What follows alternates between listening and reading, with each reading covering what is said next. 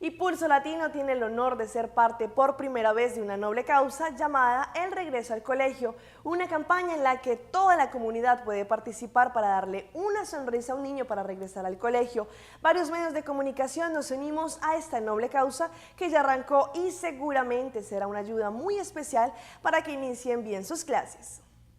Caliente 90.7 FM, Cool FM, Fresh FM, Revista Forcel y Pulso Latino se unen bajo una misma causa y es traerle una sonrisa a un niño para su regreso al colegio. Por tercer año consecutivo se presenta la Radiotón de Regreso al Colegio, en donde toda la comunidad puede aportar desde ya, llevando cualquier útil escolar, cuadernos, lápices, reglas o maletas a las oficinas de Caliente 90.7 FM, ubicadas en Winstrad 29, abajo de la Granja de Playa, en horarios de oficina, y así entregar su donación y hacer feliz a un niño para que inicie las clases como debe ser.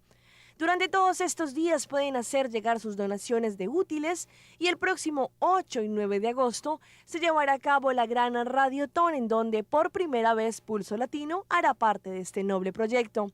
La idea es recolectar este año 1000 maletas para que 1000 niños tengan el mejor regreso al colegio. Apoya este año a la Radiotón, todo por nuestra niñez.